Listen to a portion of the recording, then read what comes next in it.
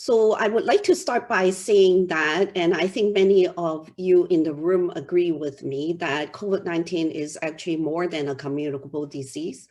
We are into 1 year into the pandemic, and now we can really see that the pandemic actually brought out all kinds of stuff, including mental health challenges faced by frontline healthcare, social care providers, as well as racialized people, especially in the Asian communities because of the COVID-19 xenophobia and racism.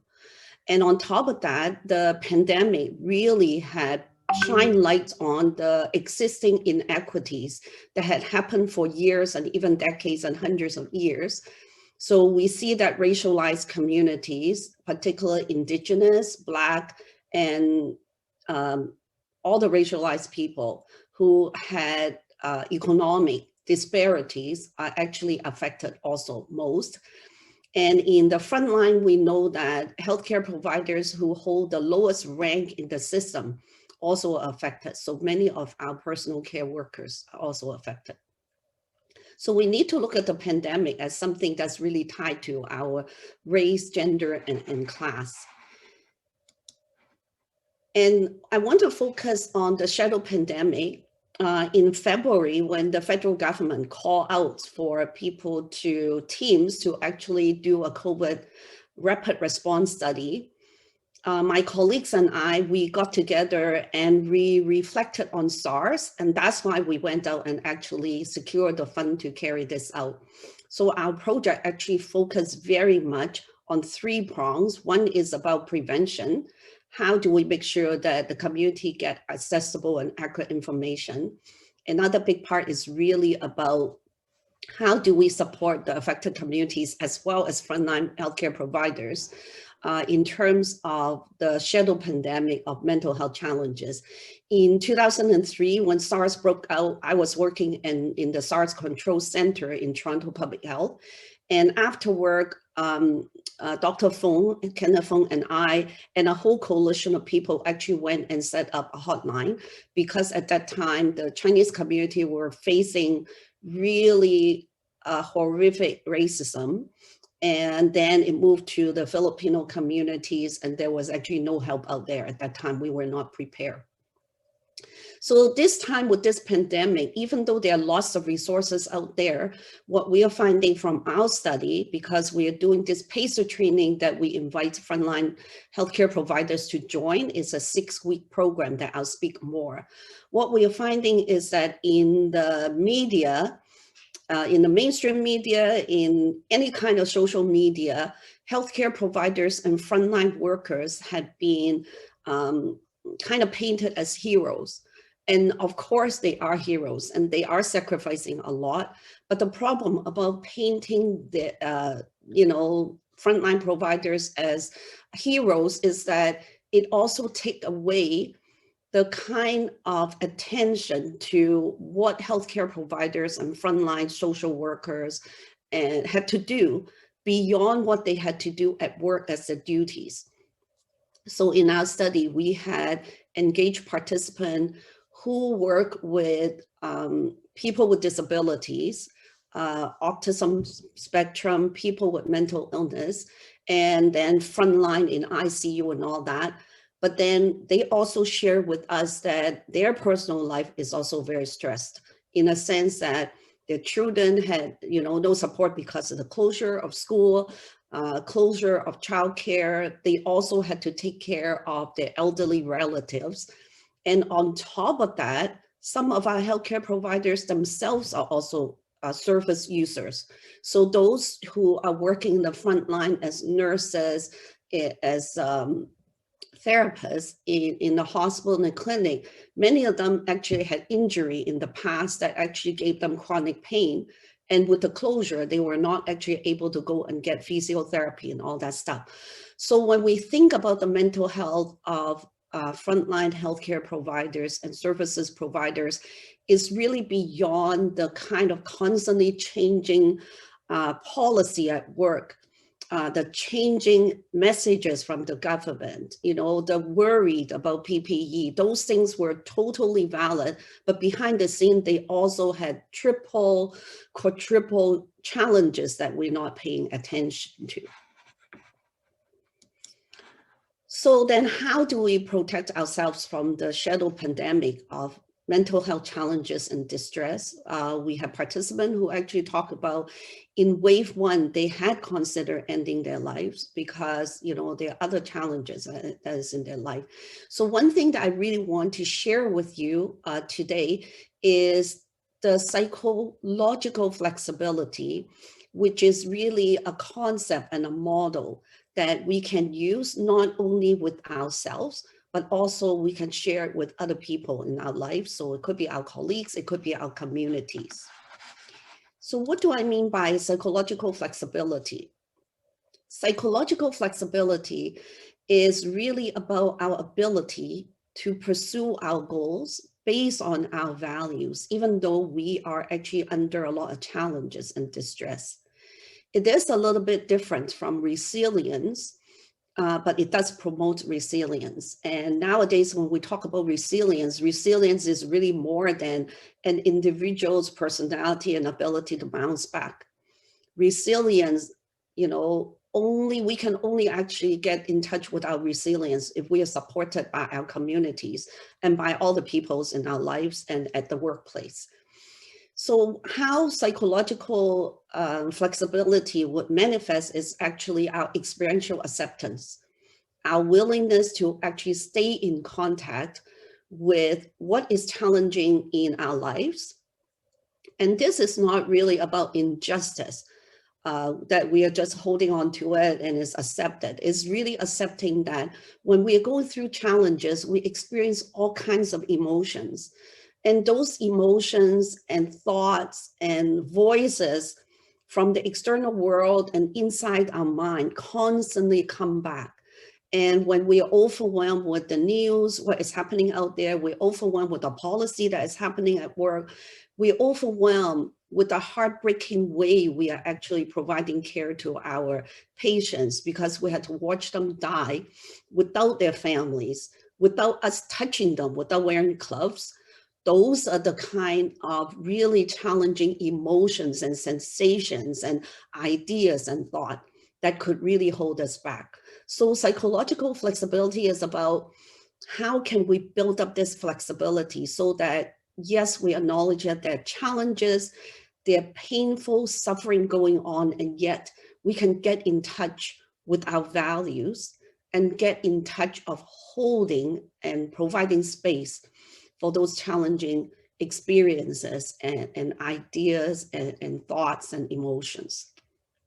And so one big part is really about our ability to shift our perspectives, because perspectives actually could become a facilitator for us to move forward or becoming stuck and actually get deeper and deeper into our sense of suffering. So then psychological inflexibility is on the other side of the continuum.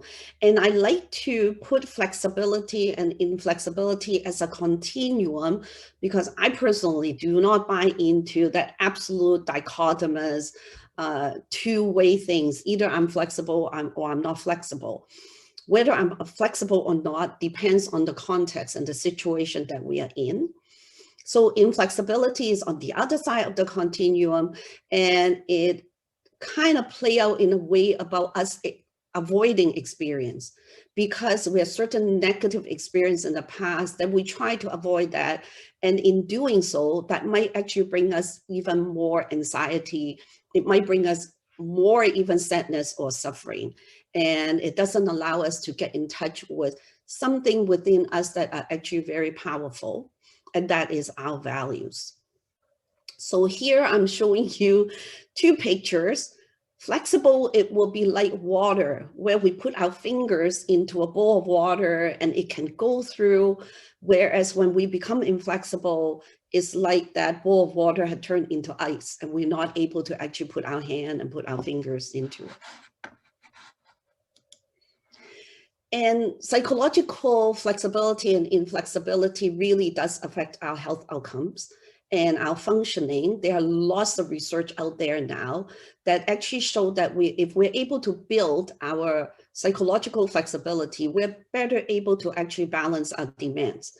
We're better able to actually prioritize so that we are not so overwhelmed. As we had experienced in the past 12 months, demands keep on coming in, and our workload demands, personal demands, family demands keep on piling higher and higher. And sometimes we get frozen. And if we're flexible, then we're better able to actually look at the big picture and prioritize. It also allows us to be able to be more enduring. How can we actually still sustain our energy and the way that we are functioning despite all these challenges? It helps people with recovering, not only in psychological challenges, but as well as physical challenges. When people's psychological flexibilities actually increase, their physical recovery also increase. And that is found with cancer patients, is found with people with chronic pain. Then when we are inflexible, then most of our energy will be engaging in emotional struggles in such a way that sometimes those thoughts and emotions and sensation get through our mind so much that we actually are not able to focus, we're not able to concentrate, and it lead to higher chances for us to really experience serious anxiety, depression, and even psychosis. And people who had less flexibility actually also find it really harder to manage their physical illnesses and chronic pain. So I'm going to show you a model on how we can actually promote our psychological flexibility. And this is based on acceptance and commitment therapy, which is a third way psychotherapeutic model that actually have been used with many, many things, including people who are struggling with addiction, people who are struggling with all kinds of mental health challenges or interpersonal challenges. And it has also even been used in organizational. How do we support positive and constructive culture within organization? So I would start with a concept called cognitive fusion. So cognitive fusion is really about us getting stuck with certain ideas and stories and rules. One example will be if someone had been growing up in a social environment where they're constantly receiving, criticism, and not so much encouragement or acceptance, then people internalize that. In our work, we find that when we first started working with people living with HIV, especially people who are also stigmatized because of their sexualities, because of their gender identities, because of their racial background, then the whole identity about I'm an HIV positive person, and then suddenly through time, not so much suddenly, but since their diagnosis, they started to kind of hold on to that and see nothing from anyone or from themselves beyond their illness, beyond their condition. Other ones will be fusion to stories that many of us might have experienced depending on our age. And maybe for younger people, it's less so now, is the kind of messages that we receive throughout our life about what boys can do and girls cannot do. How, women will not be able to take leadership role, or how within the context of Canada, that, racialized people who are internationally trained, their work, their education, their experiences are not as valued, and then buy into them. So buying into these kind of stories and ideas will get us stuck. And in a way, when we are not flexible, it doesn't only harm my personal behavior and my personal attitude, it also continue to perpetuate the kind of injustices that is in society, so that we might have biases that we are not conscious of, or we might have biases that we are silent about, but in our heart, at our own home, we're able to kind of say those things out. And so then that create a very unsafe environment not only for the stigmatized people, but for all of us. And sometimes we hold on to those stories too. So then another one is experiential avoidance. And I talk a little bit about that in the previous slide. Experiential avoidance is really about when we encounter negative experience in the past, we get in touch with many negative emotions and sensation. And for many people, it could be really embodied sensation. So children who have been abused, women who had experienced violence, other people who had experienced all kinds of, structural and symbolic violence. And what that does is that, it created a fear in us. And because we want to protect ourselves and keep ourselves safe, then we don't want to experience those things anymore. And then we'll take an avoidance. And sometimes that would actually lead to challenges. I remember when I worked in sexual health clinics, when I met very young women in their 15s, they're 15 or 16, and they told me that they are staying in a pretty abusive relationship because they had contracted, herpes, which is not curable. And so some of these young women feels with the idea that nobody will want me. People will think that I'm impure. I'm nobody. I'm actually not worthy of anyone. And those kind of things about avoiding, experiencing new relationship would keep them to say that, no, I'm not, I'm just going to stick with this, partner of mine. Or they would feel that because I failed at school before, for some other young people, that I'm never going to try. I would never make it. I'm just one of these dropout. So those are the type of things that really hold us back. And I think that if we take moments to think about, we can always identify within ourselves that we have many of this experiential avoidance. The other part is about being stuck in the past or worried about the future. And this is actually very common across all lifespan, across all walks of life, that we're constantly thinking about the past, regardless whether the past is related to failure or successes that we're comparing to the past. I'm not doing as well as before. What is the matter with me? Or the kind of stories and experience also in the past, the kind of worries. And we also constantly thinking about the future, and something that seems to be, not really that serious, but it's a habit that we always do, is to even think about how many of us, since we got up this morning, we had our breakfast, and then we were thinking about, I wonder what we should eat tonight for dinner. Now, those things seems to be, they are not really that serious, but it's a pattern of thought that if we become aware, then it would really help us to become more flexible. So another part is really about considering ourselves as content. And so attaching to the ideas about who I am. And I already talked a bit about people who have certain mental health challenges. They have been diagnosed with certain illness. Suddenly that illness become their identity and they are very stuck in it. Or because people in the past had told us about certain things. We live in a society where we do something really well, then some people will say, you're really a good child, you're really a good at this. And we are so used to relying on the assessment of everybody else that ourselves actually become very separated to who we really are, but all the content and stories and labels that have been put on us. Another part of a concept that really kind of prevent us to be able to be resilient and to be able to be flexible is actually the lack of value clarity. When we do our intervention, we were amazed how many adults actually, told us that, oh, thank you so much for this exercise this week, because for so many years now, some people said, it's been more than 10 years since I last actually took time to sit down and think about what are my values. When we don't have clarity about our values, a few things could happen. We could be met with so many demands and be drawn all over the place. So when someone else tells us what to do, and they said this is really important, this is really critical, then we go and respond to that.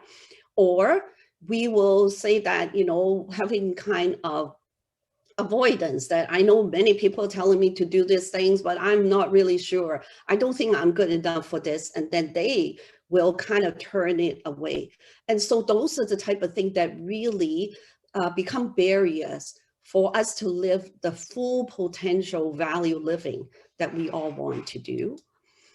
And what will happen then is will lead to inaction. So either we do not do things.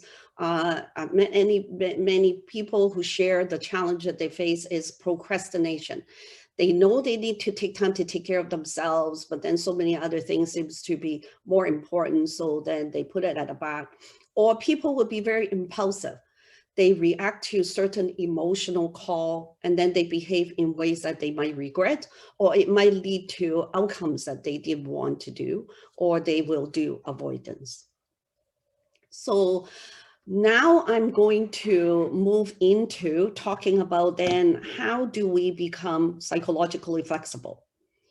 So one thing that we can do is actually a concept, it's called diffusion.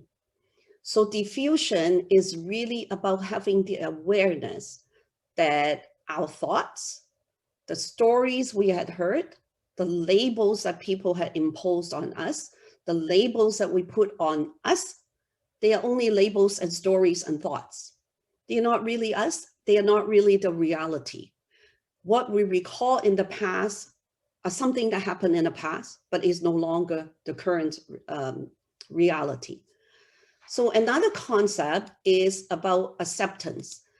And when people hear about acceptance, very often right away, especially people who had experienced a lot of marginalization and oppression, and they'll say, Josephine, how can you tell me to accept? Like, I'm going through these challenges as real. So what we are talking about acceptance here is not about accepting injustices. It's not about accepting bullying. It's not accepting people treating us badly.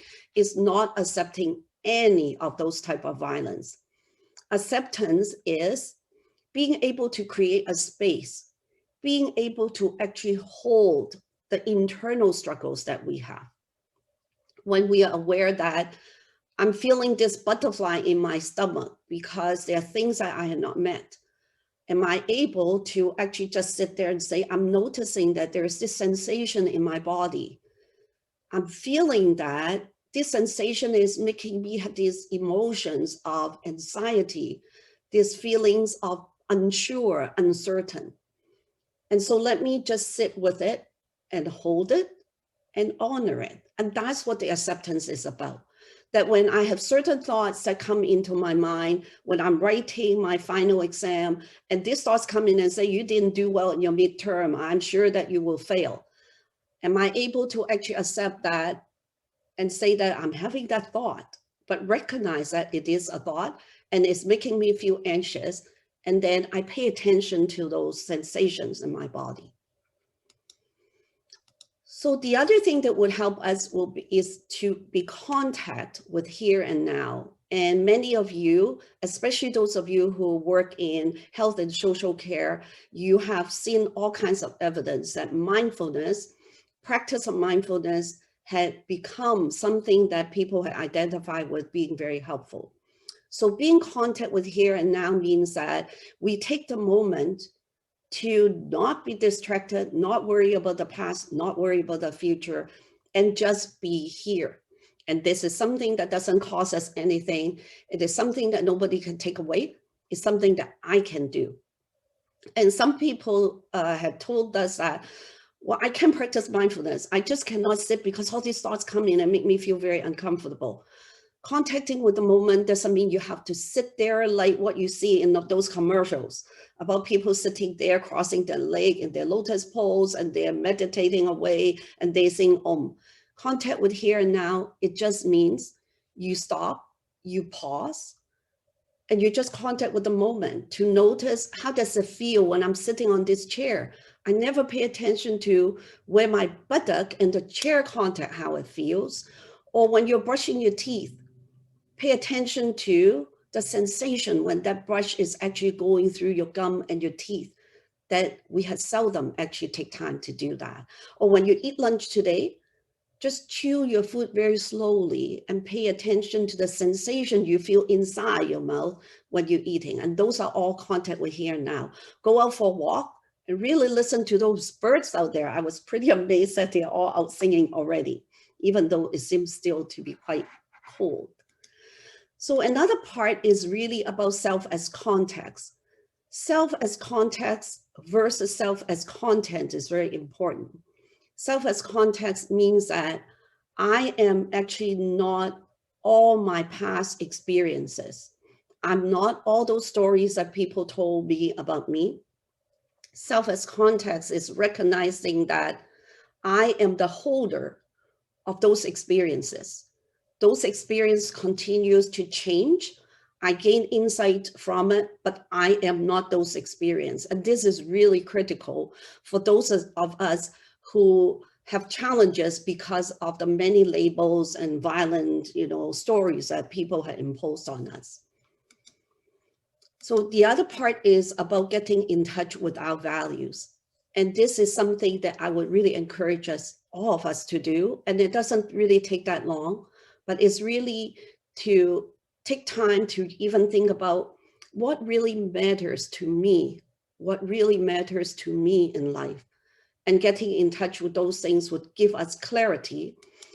And when we have clarity, it's not enough because, very often I could be sitting there and say, oh, now I have such clarity. I value this, but I could still be procrastinating and not doing anything. What will be really important is once we connected with our values, we follow that and actually do committed action based on those values. And when we can actually apply these concepts in our life, then we'll be able to actually increase our psychological flexibilities. So here is some tips because, we only have a very short time together. So then here's tips that I know that this video will be posted, so you'll be able to come back to it. So it's really befriend our mind. And when we befriend our mind, we can start to treat what circulates in our mind as external event, even though it feels like it's in my head and we've been socialized to think that my mind is in my head. But if we think about it, our mind doesn't have to be in our head. Because if we can think back to something that happened to me when I was 5, it's beyond spatial and temporal dimension. But what is really important is for me to actually acknowledge that these are things that are circulating in my mind. That's not the reality. And I can even say to myself, I notice that there are lots of thoughts going through my mind. Here it is again. So then the next step that is really helpful is actually if we can take time, instead of being drawn by some of those very strong emotion and become anxious and starting to feel really blue, is to label our thoughts. Labeling our thought is really powerful, and we've done exercise like this with others. And so the way we can label our thought is actually stop any moment. You can actually do it right now, is to see what thought is going through your mind. And then you can just say that I'm having a thought. So for instance, I could tell myself, I'm having a thought that I may not be able to finish this presentation on time. Now that would bring me a lot of anxiety, but when I recognize that I have a thought that I may not be able to finish this presentation on time, oh, that's a thought. I'm just going to look at the time and go through it and do the best I can. I don't have to be stuck in it. And the other part is to get rid of the habits that most of us have. We always say, this is a but. So the but actually become a barrier. So if we can get off our but use the word and. I am having some anxiety that I may not be able to finish this presentation on time. And I think maybe I need to talk to Mabel. So then, or And maybe some of the participants would not be happy with that. When it becomes an and, then I can see things more clearly. And I don't have to constantly think that it's either or. It could be both ways. The other part that had been very powerful, and we had used this, and I had done this intervention with people in Asia, in North America with psychiatry residents, and this is very powerful. If there is something that is nagging you, what we find in COVID-19 in our intervention is that, of course, COVID-19 challenges put a lot of stress. But when we go through a lot of these processes, people are actually bringing out challenges and pain and suffering that was from the past, from the time they were a child, from the years of experiencing of racist microaggression that they had encountered, and did just bring it out to the open and magnify in a way that really make them feel depressed.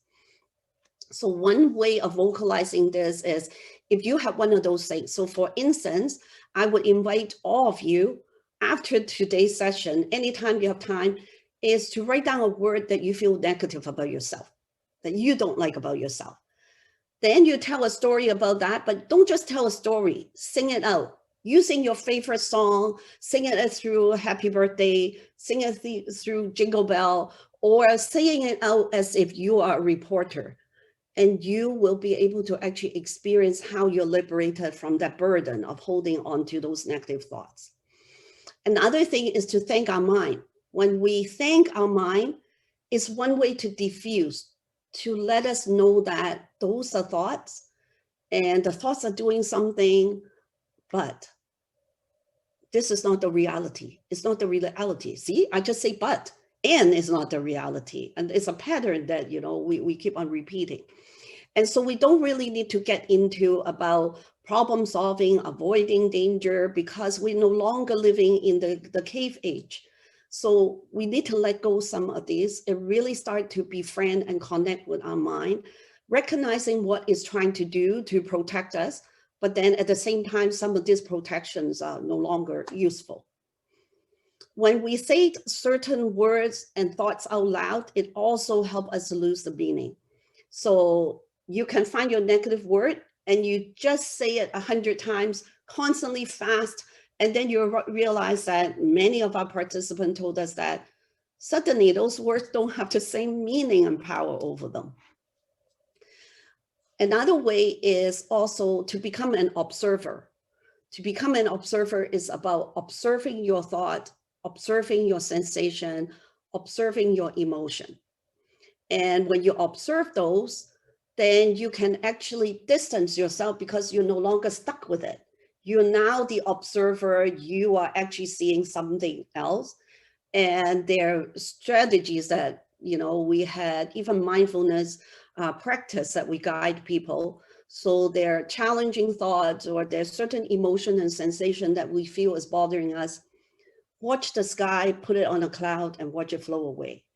Or watch it as if they're leaves floating down the stream.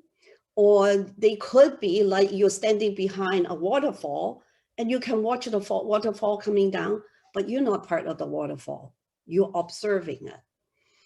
Other kind of metaphor that we can think about, and sometimes I use when I'm stuck in traffic, is actually seeing, other cars that's going by the other side of the highway and we wonder why we're stuck here. Is actually these type of images that many of these thoughts, they could be entering those hotels with those revolving doors. I could be someone greeting people at the front door of the hotel, but I don't have to follow them. That means that I recognize that here I'm having a thought about timekeeping again. But then I just know, oh, I have that thought and I got to continue to do what I do. And another part is if there are certain experiences in the past that tie to emotions, tie to memories, we can put it on a stage as if we are watching a story, a play that comes out. The same with a parade passing by, the same with taking those thoughts as a suitcase that we put on the belt and then is gone off. And people picking them up, you pick up yours, but then other people pick up others. And there's many of those things.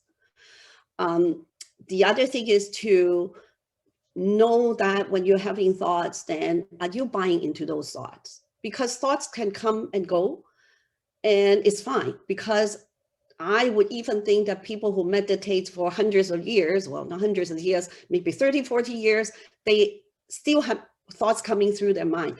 The difference is, do we buy into those thoughts?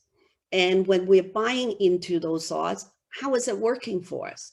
There are certain thoughts that might be very helpful. So for instance, the thought that thoughts are only thoughts and I do not have to get stuck in it. That's a thought that would work for me. But if there are certain thoughts to say that, why bother to study so hard for your exam? You're just going to get a C anyway. You always get a C. Then that thought doesn't really work for me. And then what am I paying for? What is the cost for me to actually get engaged in those thoughts? And so you can also create your own diffusion strategies. So now I am showing you a model that our teams have made and is built on 10 years of intervention work that we have done. And we find that acceptance and commitment therapy is very powerful in individual counseling and is really good for psychological strategies. But as I said before, my psychological well-being cannot be separated from the world, from the environment that I live in. So we combined acceptance and commitment therapy with empowerment education that we had used in health promotion for years. And we built it such that we integrated methods so that it support our participants and support us to think about our interdependence. For instance, if you think about one thing that you have done since you got up this morning, think about who had to be involved and what resources had to be there and what public policy are actually supporting that. It could be as simple as drinking a cup of tea. Where does a cup come from? Where did you get your water? So that part is actually really important in a sense that it really helped people who are not very flexible psychologically to become diffused, to recognize that if certain people label me about certain things, that label really doesn't have anything to do with me, but with society. And how can I liberate myself to that? And of course, when we talk about that, it really needs to be grounded and underpinned and in social justice and equity principles. And we're finding that the acceptance and commitment therapy as individual counseling is really good help to clarify what matters in life. But there are certain fundamental principles and values that I think support all of us. And that is really empathy and compassion for ourselves, as well as for people around us, people in the community, people in society. And then the collective empowerment. What we're finding is that once people who come through our program and they find that it's really useful, you know, their 3 months, 6 months post-survey and focus group really talk about how it had changed their life. But what we find is that for the individual who actually join a peer support group, so they actually, you know, send out a e-group, they set up their own WhatsApp group, and they really support each other. We find that they are actually able to sustain their resilience and sustain their flexibility a lot more. We even had groups who got together and tapped into using Zoom because you don't have to pay and you can use Zoom for 40 minutes. So people get together and actually started their mindfulness group so they can support each other, build their confidence, as well as becoming a peer support group to help each other. So I just want to spend quickly that we had a PACER program, which is the Pandemic Acceptance and Commitment Empowerment Response Training. We developed this particularly for people who are healthcare and social service provider at the front line during the pandemic, and we know how stressed they are. We had finished training 174 service providers and also community members who had lost family members during COVID-19, or leaders who are actually supporting people who had lost members. And our feedback had been very, very positive. And because our project started with the purpose to ensure that we're also fighting anti-Chinese, anti-Asian racism based on SARS and also based on what is happening right now, all these training are in Cantonese or Mandarin or English. And we had lots of English facilitators because we take a capacity building approach. So out of the 174 people we had trained so far, we had trained and we had done a train the trainer program with them. So we had 20 extra co-facilitators who are working with us now. The program is 6 weeks and you go online and you learn for about 1 hour fun activities. We had lots of really good feedback about those are really fun games. So I highly encourage you, if you feel stressed, come and play some of those games. Then we get together weekly for an hour and a half. This is where people share confidential, everybody sign a confidentiality agreement, including participant, and really just share what they are going through. And we heard feedback that people find the group sharing to be most empowering because they realize that someone else really understood what I was going through. So this is the information and it will be posted. So for instance, this is a course demo that this is just a little glimpse into the things that we've done. This is an exercise where we let people go through and we invite them to throw out a card with negative emotion that they want to get rid of. And at the end of the exercise, they would learn something about there's also two sides to everything. And sometimes if I want to throw away the emotion of anxiety, then maybe I would never be able to pursue the program that I'm really passionate about and I want to become. And so these are the information and I think I made it. So right now I will open to a question and I will stop sharing.